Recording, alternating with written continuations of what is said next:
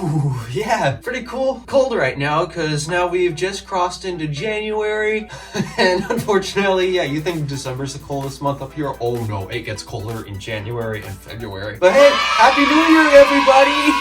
And now that we're in 2022, it's time to reevaluate what the best and worst stuff came from 2021. So, yeah, as I did last year, we're going to start off with the worst product, going from bad to just flat out terrible, and then we'll do the same for the best after that. So, okay, let's get this blanket off of me and look professional and all that. Yes, I got my nice Christmas present white sweatshirt here. These are really hard to find. I don't understand why, but these white sweatshirts are really hard to find. Alright, yes, best and worst tech of 2021.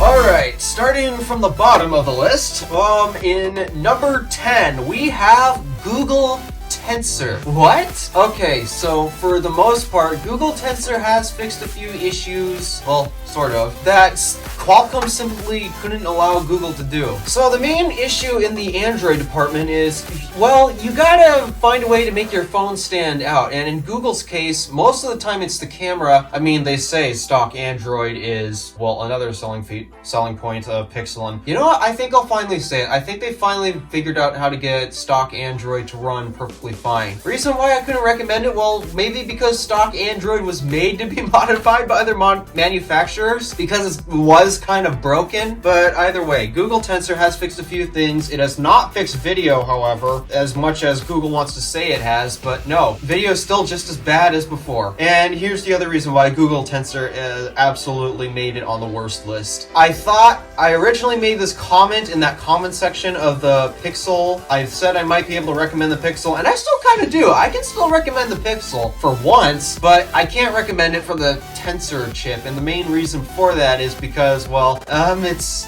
not as powerful as my iPhone, which is an iPhone XS Max from 2018. I originally commented I thought it was just a fluke that everyone did that because I looked at Geekbench's website, but evidently I have no idea where they sent me because I watched so many more videos and dug a little deeper, and evidently, yeah, it's less powerful than my iPhone. So, yes, apologies for that confusion, but wow, that's embarrassing. Number 10 on the worst list, Google Tensor. Alright, number 9.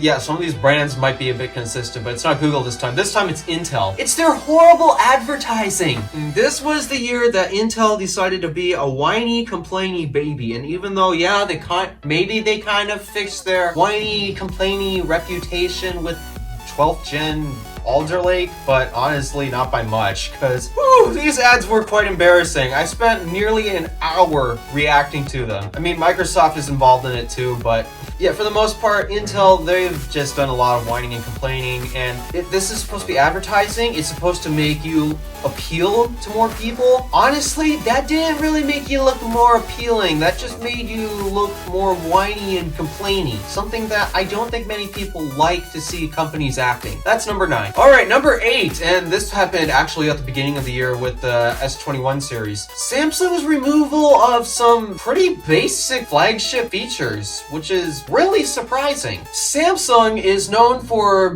making, especially with their flagships, okay, we need to include this feature, we gotta have that in there, we need to fit this in. They're known for fitting as many features possible in a flagship. Hey, that's exactly what the Note was known for, except now it's not even that anymore. Their flagship lineup has diluted and all that, so evidently now it's the S series that's supposed to be the ultimate flagship, but even then, they kind of removed some rather basic flagship features. Example, the SD card slot, or not the SD card slot, the micro SD card slot, expandable storage. Samsung has always been adamant, you gotta have expandable storage versus just you pay more and you get more storage built into the phone. No, we want to have the micro SD card slot so you can expand your storage to be whatever you want. That's the way we should do it. And you know what? Actually, I praise a lot of Samsungs for keeping that feature. I actually really like the micro SD card slot because if I somehow happen to run out of storage, well, I can just buy a micro SD card slot. And back when I did daily drive my Samsung Galaxy A50, that was actually how I got footage off of the phone. I had to take the micro SD card out of the phone and actually put it into my laptop because for some reason Android does not play very nicely with macOS at all. Oh, well, I think I can kind of understand why. But anywho, yeah, that's a basic feature. There's other features like they dropped their display resolution quality to 1080p. Now, I know people were upset when the iPhone XR dropped its display quality to 720p. Actually, it was a little above it. What was it? 840p or something? Somewhere in there. Yeah, people were all mad about that, but that wasn't a flagship. Kind of is, but it was supposed to be a cheaper $700 flagship. So while yes, you don't actually notice the 720p quality on that display as much as you do with 1080, the fact that this is on their best flagships is kind of weird. They've actually dropped display panel quality. They've also been adding more plastics to flagships, which is not really a premium feeling thing. I mean, they have managed to figure out how to get it to feel nice and expensive, but it's still not as good as glass. So yeah, that's a pretty big disappointment. It seems like they kind of betrayed a lot of their fans. And I was a fan of those features that they dish. I mean, maybe not the 1440p display panels, but I mean, primarily the micro SD card slot. That's the biggest one I can think of right now. There's other things that they ditched I just can't think of at the moment. But yeah, it's kind of sad. As many people have put, they kind of betrayed some of their biggest fans. That's kind of unfortunate, Samsung. All right, enough of number 8. It's time to move on to number 7. And ooh, this one's kind of interesting. Epic Games lawsuit. This has been going on way too long, where Epic is complaining once again that Apple is charging way too much of a fee on the App Store. 30%. Well, you want to know something epic? Here on YouTube, YouTubers only get 55% of the revenue versus 70%. And if you're like me, I get 0% because that subscriber count is, I don't know, way too low for any monetization. Hint, hint. We're not even making as much money as Epic is, and they're complaining about the 30% thing. And having basic retail stores have a 30% markup just because, well, hey, they need to make money as well. And this whole thing really became so hypocritical, and the reason for that is because, well, they say, well, it's so anti-competition. Why? Well, this 30% is not allowing smaller developers actually being able to make money. Well, last I checked, Apple has put out a policy that smaller developers only have 15% cut from them. Okay, that's not exactly helping Epic's case because the smaller creators are getting that 15% cut versus the 30% that they're getting. So it's really embarrassing. And finally, the judge has made a decision. Apple only lost in one regard, and that's they have to allow a third-party payment method of some form. That is it. Other than that, they practically won in every other category, which is kind of embarrassing for Epic. So yeah, if you need to know my opinion, I mean, yeah, I'm all team Apple because what Epic was doing, so hypocritical and so babyish. All right, that's enough of number 7. Time to move on to number 6, and hey, this is a repeat from last year. 5G. Hey, why is this a repeat from last year? It's because it hasn't gotten any better. How do I know? Well, now both my sister and my dad have 5G phones. Well, my sister got one from Christmas. I don't remember when my dad got his. I don't remember, but they have 5G phones now. I also have my grandpa who has a 5G phone, another friend that has a 5G phone. Yeah, do you want to know when either of them got 5G service and anywhere? I'll give you a hint, not around here, because we still don't have a 5G tower! I'm surprised we even have an LTE one, but once again, carriers still don't get the point! The problem isn't the speed of the cellular data, it's accessibility of it! We have no access to this 5G stuff! And even then, it still doesn't perform as well as LTE in most situations! What is the point? All right, we're in the top 5 worst in tech right now, and this is definitely, ooh, I'm gonna have to keep my calm on some of these. This was in last year's number 8 position. We have now escalated to number 5 because clearly they still haven't figured it out. Windows 10. It's still just as bad as last year, whether you like it or not. So, and the fact that it's still as bad as last year, yeah, it totally deserves to move up in the worst things in tech checklist. Microsoft, you just don't get it. We don't need more features. We need you to make this more reliable. And it's not. They're not doing it. They just don't care. Whew, you thought that was worse to be in number 5? Wait till you see number 4. Windows 11. Why is Windows 11 worse than Windows 10? Even though they're built on the exact same code and Windows 11 is just a reskin. That's the point! That's why it's worse! It's because Microsoft didn't even figure out why Windows 10 was bad and fix that in Windows 11. So it is still going to be just as bad as Windows 10. They kind of missed the point. So that's how it makes number 4. Wow, why does Microsoft, you are so dumb. Okay, time to move on to number 3. And unfortunately, you might think, well, duh, this is an Apple person. He's not going to put any Apple products on this list. Well, it's not a product, but yeah, there is an Apple thing on this list, and it's in the number 3 position. And it's kind of bad. iPadOS 15. This was such a disappointment. When the iPad Pro got its refresh with the M1 chip, mini LED panel, and the 12.9-inch, a Thunderbolt port for crying out loud, we still had the same issues as the previous versions of iPadOS. We had nothing to take advantage of it, and still barely have anything to take advantage of it. iPadOS needed so much rework to take advantage of the iPad Pro's hardware. Well, considering what crazy stupid things they did in April, yes, April, not March this time, we knew, okay, why are they escalating to this stupid crazy level of performance and such? They have to have something big for WWDC and iPadOS 15. When in reality, it's the same features we got in last year's iOS 14. That is so missing the point. And the reason why I'm ranking this worse than Windows is because, well, Windows still technically allows you to get professional things done. I'm actually using Windows on a daily basis at work, and I absolutely hate it. Unfortunately, it's really hard to get any professional things done on the iPad Pro with iPadOS 15. They completely missed the mark on this. So yeah, unfortunately, Apple has made it into the top 3 worst in tech. That is so sad. But anywho,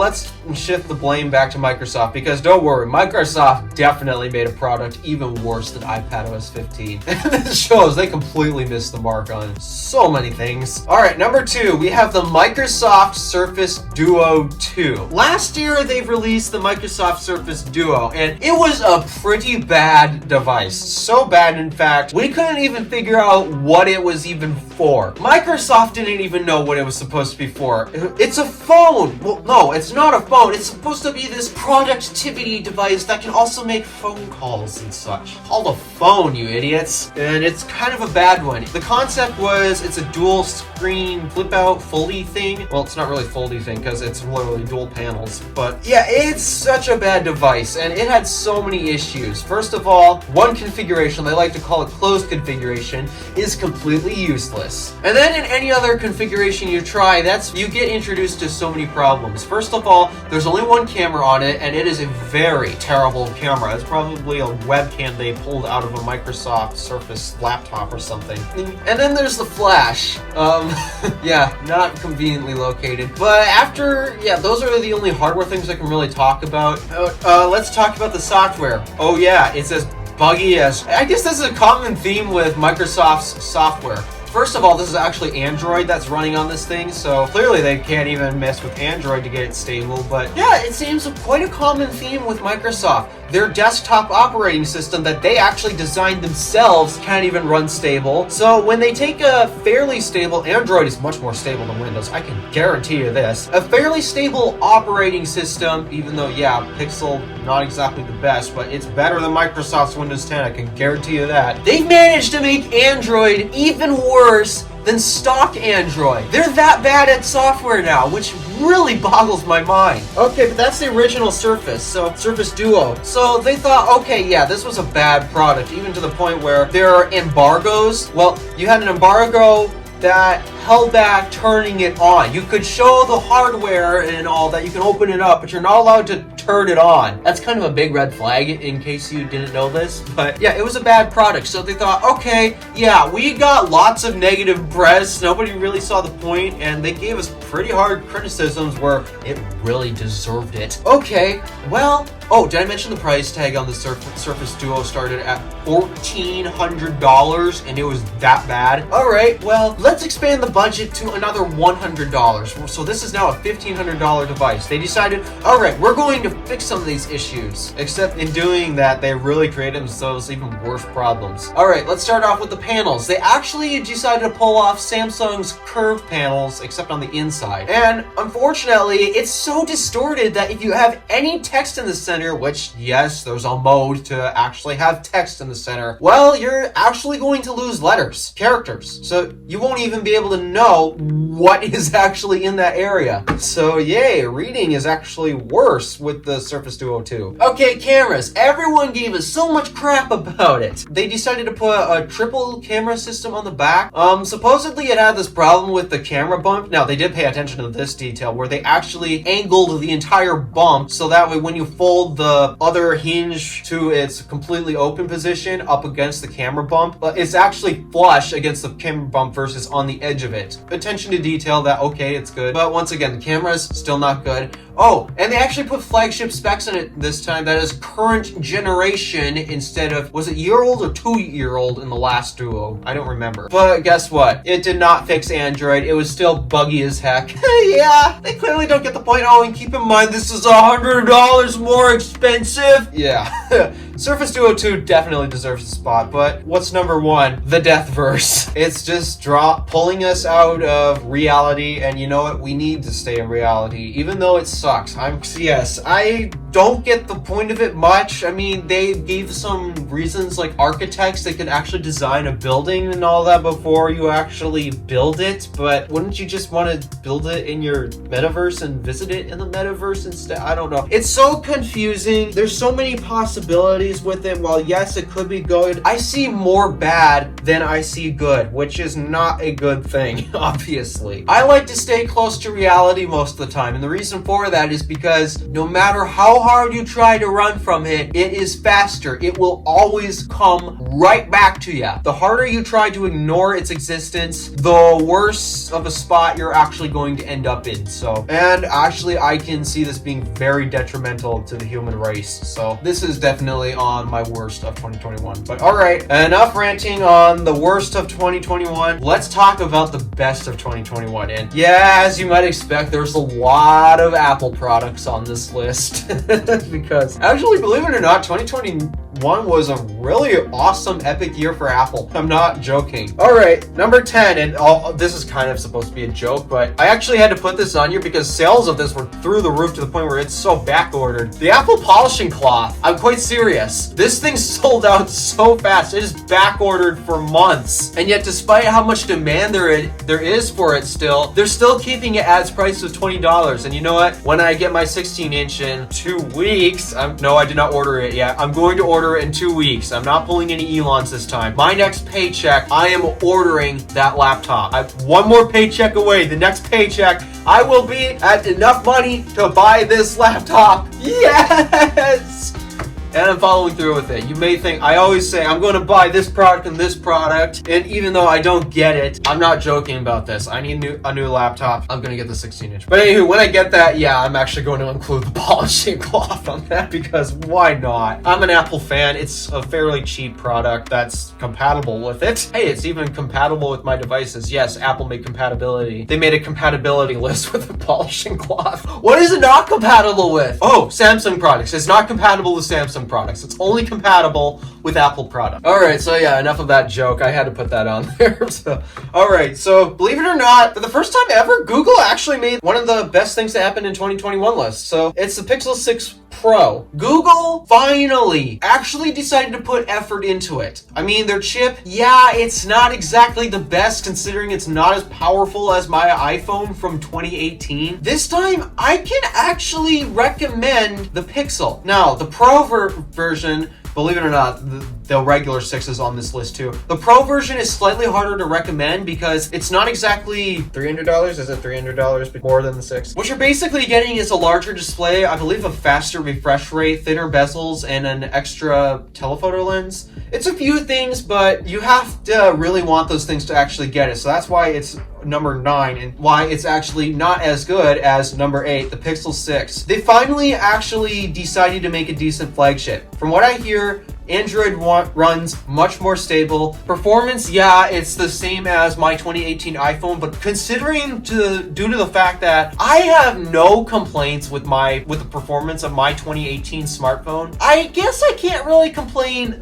that much about the Pixel 6. I mean, I've even messed around with a few other phones like the iPhone 8. The iPhone 8 still feels fast. Yes, and if it's somewhere between iPhone 10 and iPhone 8, those came out the same year. iPhone XS Max and iPhone 10, if it's somewhere between there, I won't complain too much. Performance is not that bad, and it actually starts at a reasonable price. Thank you. You gave us a package at a reasonable price. That was the primary thing that every single Pixel has failed at. The original Pixel. There's too many downsides to it that you could not justify its higher price tag compared to the competition. Same with the Pixel 2. The Pixel 3 especially. Ooh, that was a bad phone. Especially the XL variant. Pixel 4 was a complete flop once again. Pixel 5 completely missed the point. I mean, yes, they lowered the price, but they also lowered the specs at the same time. So finally, with the Pixel 6, they actually gave us decent hardware at a decent value proposition. That is why I can finally recommend it. Especially the 6. The Pro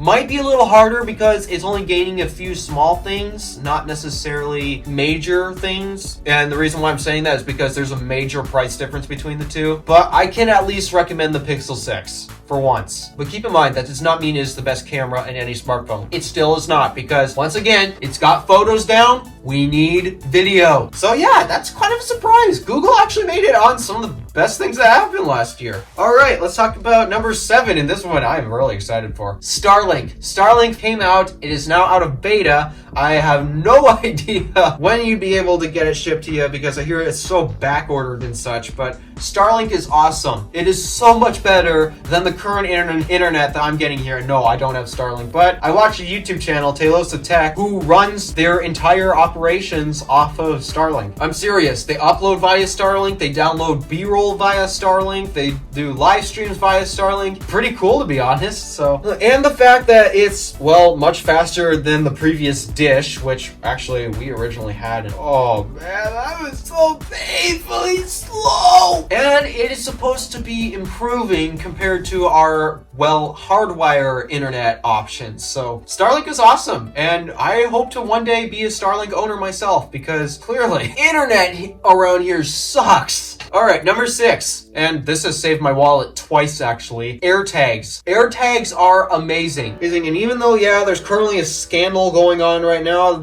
car thieves actually stealing cars with AirTags, which I am really confused by, because why go through the process of trying to hide an AirTag in the car and then later on steal it? What? I don't get it. I don't get it. If you're just going to break into the car anyways to put a tracker on it, you might as well just take the car yourself.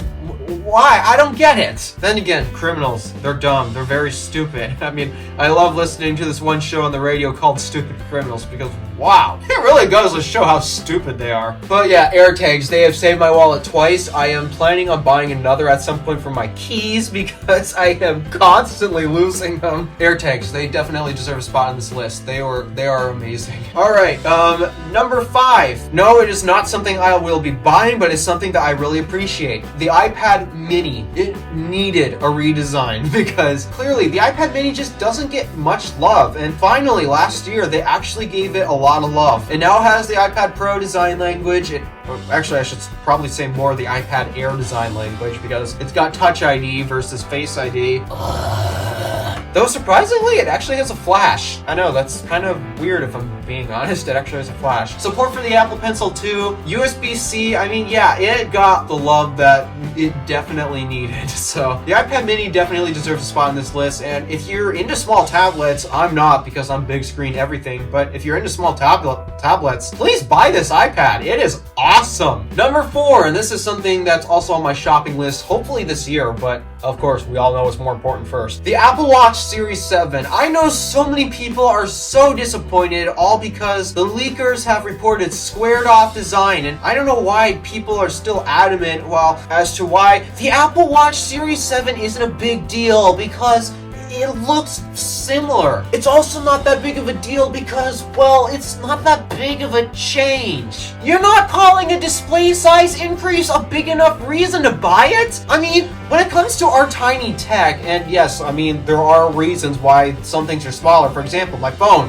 it's smaller than my tablet for a reason, and it's supposed to be. When it comes to our smaller products, well, that also means the screen size is going to be limited because, well, small product, you're going to end up with a small screen. But limited screen size, and this is a reason why I advocate for bigger displays, limited screen size really limits your ability to do stuff with it. There's not much room to interact with the software. And you're complaining, even though yes, it's a 1mm difference, which on an Apple Watch is a huge difference, you're complaining that a display size increase, which especially on an Apple Watch is very useful, that's not a big deal? I don't understand you people, but I do know. The Apple Watch Series 7, even though, yeah, it's not what we thought it was going to be, I can argue it is much better than what the leaks and rumors could have suggested it to be. It is much better. This is definitely on my shopping list this time. I thought about getting the Series 6, but I decided to wait, and wow, am I glad I waited, because first of all, they still have the blue color that this Series 6 had. Yay! And now it's coming with a bigger display. Also yay! So Apple Watch Series 7, you may be disappointed in it, but honestly, it is one of the best products that came out this year. Here. Even though, yeah, it still has, they say it's a new chip, it's really the old one that's just rebranded. Yes, same battery and stuff and all that. The bigger display is something that can really be appreciated, and I don't get the people who don't think big displays matter or display size increases matter, because they do, believe it or not. Alright, we're on to the top 3! Alright, top 3. It's the iPhone 13 and 13 Pro. I mean, the iPhone 13s, well, the iPhone 13s definitely got some improvements over the 12s, especially the mini variant. The 12 mini had not very great battery life. The 13 mini has finally rectified that, so I can now recommend a mini phone to people if they're into the mini phones, which you know I'm not. But to my surprise, the 13s actually got a new feature of cinematic mode, which, I'll be honest, it looks amazing. And the 13 Pros also got ProRes, and because of this, you know, they put such an emphasis on video this year. I mean, last year they put a big emphasis on photos with Apple ProRAW and censorship and all that, especially on the Pros. They put such a big focus on photos last year. They decided this year they're going to put a big emphasis on video. That matters more to me than photos. I take more videos with my phone, notice I'm a YouTuber here, than I do photos. And so because they have added ProRes support and cinematic mode, yeah, I actually have decided I'm going to upgrade my phone this year, which is really sad because the iPhone XS Max still is my dream iPhone, even though, yeah, it's not the latest. But Apple did it. They finally convinced me. I'm going to upgrade. I'm not tempted like I was with the 12 Pro. The 12 Pros had me tempted because specifically that Pacific Blue. But this time they finally actually got it. I'm going to pull the trigger at some point. So yeah, 13 and 13 Pros. They are awesome phones, but they're not as good as the top 2. And okay, alright, number 2 on this list is very controversial, but I absolutely love it, and I have to put this out there. The 24-inch iMac. I know it is so controversial with keeping the chin and the white bezels. In fact, I keep making people mad in the Talos of Discord, which I'm a part of, yes, because I like the white bezels. I know I'm crazy, but honestly, I love the white bezels. I'm so tired of this basic dead black border on my screen all the time, even on this thing here. To me, this is dead space that could have been screen. And why does it seem like dead space to me? It's because I know screens turn black when they're off. And because this is always black, it makes me think, well, there's a bunch of dead pixels around here. That's why I don't like black bezels for the most part. It's like there's a bunch of dead pixels on the side. Versus the white bezels, well, especially if you're in a room. Oh, look, I got white ceilings. White is a great contrast color to almost every bright color, which oftentimes in our homes, we like to have bright colors, especially to reflect the natural lighting. Okay, this color in my room right here might be a darker color, though I kind of chose it to be so that way I can have blue screen functionality. But every other room in the house, it's actually lighter colors. It's either a tan or a lighter blue. My sister's room is a light blue. Lighter shades of grays. We got light browns in one room, I believe. A lot of houses I go to, they have lighter color schemes. So white bezels definitely go in rooms with lighter color schemes. It doesn't even have to be white walls it goes up against. It just has to be a lighter color scheme. And white bezels will fit in compared to black bezels, which look like dead pixels. So this is why I like the white bezels. It doesn't look like dead pixels. I know I'm crazy on that, but I do agree. The chin, well, it does make sense why it is there. I could argue that we really shouldn't keep it anymore. I can't argue on that. We should get rid of the chin. But that doesn't change the fact that this iMac is still great. We finally got the redesign that we haven't had in over 10 years. We've also finally ditched a few terrible ports on it, like the USB-A. They are so bad. I know they are. We have Touch ID coming to its keyboard. Finally, we have Touch ID on desktop Macs. The colors, oh man, I always advocate for colored options, and I'm so mad that this year's MacBook Pros didn't get new color options, because color options are nice. What is wrong with having more color options and expressing your personality? I don't understand that. We can't express our personalities? We have to stick with the same boring 2 color options that we've had for so long? But anywho, yeah, color options, they are so nice. The blue one is obviously my favorite, and I can hardly wait for them to bring this color scheme to the next 27-inch iMac. Yeah, it's not getting a display size increase. Yeah, I hope they bring the whole design language to the 27-inch iMac, because that is the one I am most interested in. Not the 24-inch, because again, it's the smaller option, even though it is technically a display size upgrade from this thing right here. And yes, after the MacBook, I'm definitely in the market for a new iMac, because I'm more of a desktop person, even though I'm getting my laptop for first. I value being able to take my computer with me anywhere, but I still prefer a desktop. So yeah, 24-inch iMac is definitely on the number 2 list. It's just so good, even though it's got that controversial face. Other than that, it is amazing. And then finally, what could possibly be better than all of this stuff? Okay, yeah, it's kind of obvious. It's been in the news for the past few months, and I'm going to be very specific on this. The 16-inch MacBook Pro. Why? Because 14-inch doesn't matter to me. I don't like smaller displays. It's that simple. 16-inch MacBook Pro. There's only 2 things that it did that I am not very happy with. Could have put it at a lower spot, but other than that, it's just too good that I had to put it at number 1. Yes, it doesn't have the touch bar. Yes, it has worse I/O selection, and I am going to be adamant about this. I am going to be very vocal about this, by the way, so prepare to be upset every time I bring it up. But other than those 2 things, it's just absolutely amazing. They absolutely knocked the display out of the park with mini LED, ProMotion, the notch. Yes, the notch is quite amazing, especially since it's housing a 1080p webcam. Finally, and I will be using that in more videos, believe it or not. 1080p webcam, quite amazing studio quality microphones. I mean, the studio quality microphones in the previous 16-inch, they were okay. They were pretty good. They were about as good as you can get with an iPhone, which honestly is not that bad. But this new studio quality, somebody's using it for podcasting, and I do believe it's actually studio quality this time. So yeah, studio quality microphones. What else? We've got, oh yes, the M1 Pro and M1 Max chips. They did a horrible job with the naming of the M1 Max. So bad. The performance obviously knocks Intel directly out of the park, even though, yeah, you can bench Intel systems higher than the M1 Max. The thing is, though, Apple gets the point in what actually matters in making a chip. So they've absolutely knocked these MacBook Pros out of the park. Oh, and battery life. I can't forget battery life. That is 21 hours of battery life. That is ridiculous. What are they going to do with all that? Yeah, they've knocked it out of the park. They did such a great job with this MacBook Pro. It obviously is going to be in the number 1 spot. So, okay, 2021 is over. We had quite a well, great and terrible year for depending on who it is you're looking at. So yeah, to all of you who are currently on the worst in tech list of 2021, this is a good sign you need to do better. I mean, some of you are repeats, like 5G. You don't get the point, carriers. The problem isn't the speed. The problem is accessibility. And Windows 10, of course, Microsoft still doesn't get the point in Surface Duo. Well, I mean, this time it's the Surface Duo 2 and not the Surface Duo, but yeah, they just, a lot of these are repeat companies that just do not get the point. And for those of you who are on the best of 2021, great job. Hope you keep it up next year.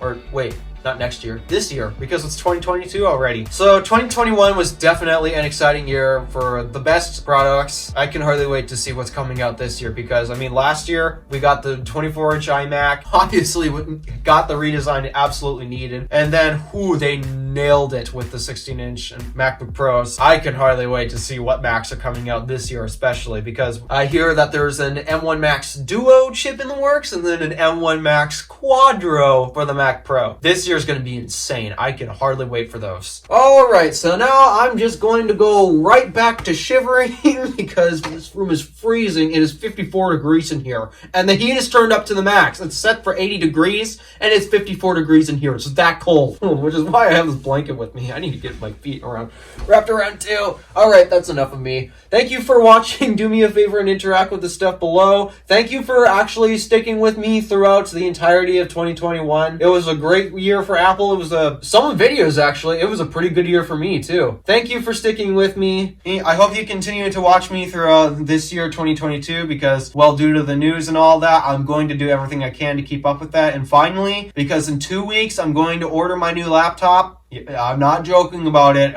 I will get that on camera if you need me to verify it. In 2 weeks, I'm going to order that. I'm going to give you the best coverage I can on my experience with the 16-inch MacBook Pro base model. Well, depending on if I get that student discount, because I happen to have a friend with a .edu email, depending on if I get that student discount, I might upgrade the storage, because, I mean, it's nice to have upgraded storage. I will do my best to review that. But anywho, yeah, you know, I'm not going to rush getting out of here this time. I don't know why you watch me, and I'm not trying to be rude about that, but sometimes I don't know why you watch me. I can often be just an idiot on camera who doesn't know what he's talking about, and oftentimes my actual feeling on camera right now, I just feel like an idiot who doesn't know what he's talking about, and that's seriously the feeling I got. But whenever I've made my 2 professional videos last year, like the iPad Pro isn't what you think, or is Apple actually listening to us? I mean, that video is not doing as well as the other one, but you know, I do appreciate you coming back to hear what I have to say. Hey, I'm not used to people caring about my opinion, because I mean, yeah, this is definitely going deep, but I'm not used to having people care about my opinions. Most of the time, they just ask me to shut up. The fact that there are some people out there who come back every video that I make, even though the upload schedule is just not regular, I have you guys to thank for keeping me in such a, well, I mean, some might argue it's not that great of a spot, but thank you for 29, is it 29? I think it's 29. 29 subscribers. Big improvement over last year. I hope to get to 100 subscribers by the end of 2022. That would be so awesome. And yeah, thank you for giving me a pretty dang good 2021, and let's make this an even bigger dang good 2022. Alright, thank you for watching. Do me a favor and interact with the stuff below. My name is DeWolf, Random Alpha, signing out.